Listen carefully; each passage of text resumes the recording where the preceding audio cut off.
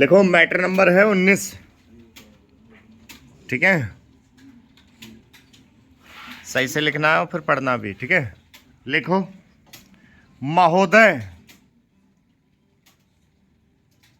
जब तक अहिंदी भाषी हिंदी को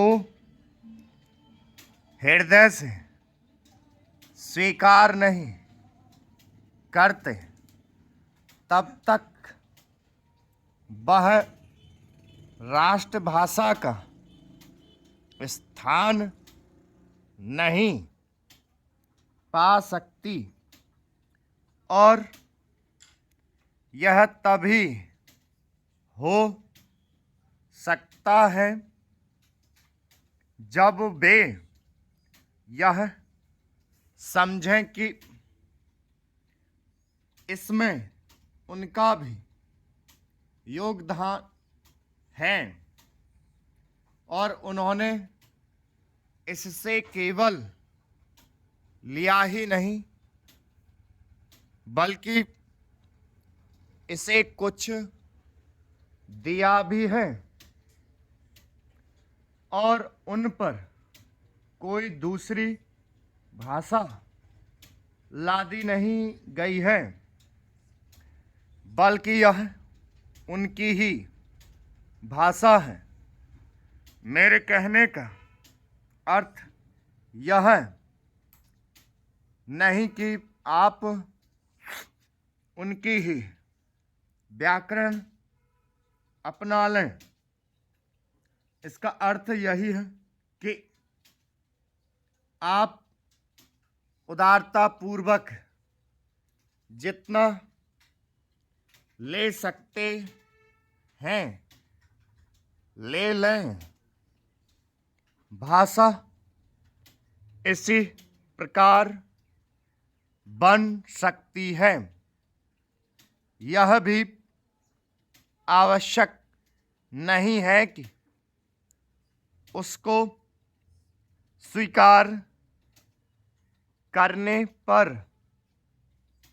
आप वही लिखना आरंभ कर दें, परंतु जो वे लिखें उसको आप गलत ना समझें।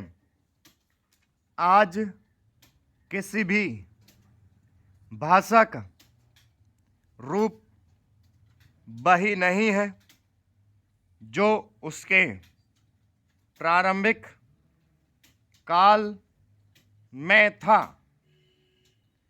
उसमें परिवर्तन होता रहता है। हिंदी के इतिहास में भी आपको यही बात मिलेगी। मैं हिंदी का कोई विद्वान नहीं हूँ, पर मैं अपने अनुभव से कह सकता हूँ कि उसमें भी पिछले 500-600 वर्षों में बहुत अंतर पड़ा है तथा पहले की और आज की हिंदी में काफ़ी अंतर है। इसलिए नवयुग में जब वह देश की भाषा बनने जा रही है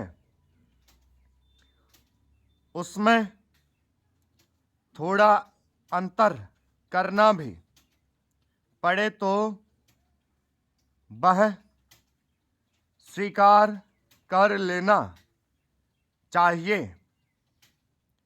जिससे उसका अन्य प्रदेशों के लोगों के साथ मेल बैठ जाए। कई अहिंदी भाषी लोगों ने भी हिंदी की काफ़ी सेवा की है। आपके राज्यपाल महोदय अहिंदी भाषी हैं और इन्होंने अपनी भाषा की बड़ी सेवा की है। यह भी हिंदी के पक्ष में थे और इन्होंने बड़ा योगदान दिया, जिसके कारण हम संविधान सभा में सफल हो सके। इनका भी यही विचार है जो मेरा है। मैं चाहता हूं कि इनको भी हिंदी की सेवा करने का अवसर मिले। उसका फल हिंदी के लिए और देश के लिए अच्छा ही होगा। मानपत्र में आपने संस्कृत के संबंध में कहा है। मैं मानता हूं कि हमारे देश में संस्कृति का अध्ययन आवश्यक है, क्योंकि देश की सभी भाषाओं का स्रोत वही भाषा है। संस्कृत से हमारा संबंध अटूट है। इसकी पढ़ाई लिखाई कम हो गई है। यह हमारे लिए दुख की बात है। मैं आशा करता हूं कि इसकी उन्नति होगी। स्टॉप।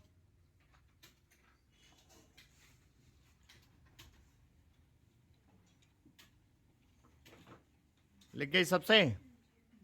गुड।